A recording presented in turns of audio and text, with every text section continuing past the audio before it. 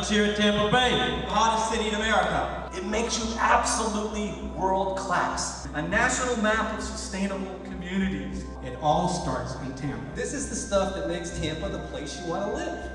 For the win. Good evening, Tampa Bay. My name is Santosh Hari, and I'm here to ask for your help to tear down this GIS wall. But what is GIS, and why do you even care about it? Let me give you a couple of hints.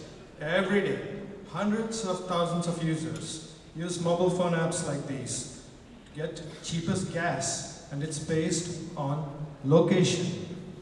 Election night, 2012. Obama, Romney, Rosenberg. Minute-by-minute updates, state-by-state updates. Everything live on a map. So, million-dollar question, what do these have in common? Geographic information systems. These are systems that help you make informed decisions based on geography and non-geographic data. So, here's a few issues we have faced with geographic systems. I worked with hurricane collection data. It took us weeks to integrate this with other agencies. This was because each agency used a different system. Imagine a room where everyone is speaking a different language. How do you get anything done? We ran into a language wall. And I know that some people here can sympathize with it. Here, Apple, real-life headlines. What happens if your data is not accurate? It can kill people. No, really, it could. Apple ran into an accuracy wall. Thank you. On one side is this pretty garden.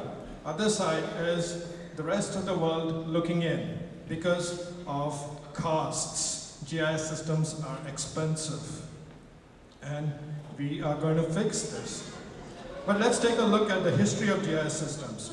We went from systems based on superstition to ones that are based on data collection. For instance, this one is a photo of a donkey taken by Google car. I don't know what happened right there. We have systems that are based on static data. This is the static data like states, counties, and then you have time variable data like weather and traffic.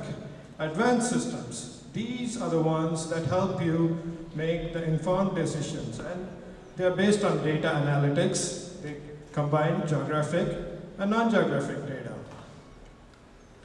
Then you get to the product nirvana. This is where it is everywhere, omnipresent. Google delivers millions of maps, and yes, they are slightly evil. So, yeah, GIS faces this problem of being an outsider. It's trapped behind walls, hard to understand, and it doesn't really play well with others. Part of this problem is because of the attitude of the big GIS companies. The big GIS companies suffer from the Marie Antoinette complex, let them eat cake. Esri, for instance, always talks about GIS data being for maps only, and I say no. Which is why I'm building a universal translator that makes GIS data available for any system. Make it so simple, this gentleman here can do it. I believe that building a universal translator will make GIS systems communicate with each other and collaborate with each other, more importantly. And this is something that's missing today. Different GIS systems cannot talk to each other. We can modernize GIS data, big data, cloud computing. This will happen in the next 2 to 3 years.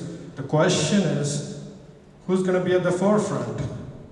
10 years back, there was a company right here in Tampa Bay. Wikipedia went on to change the world. We have a desperate need for a similar GIS initiative.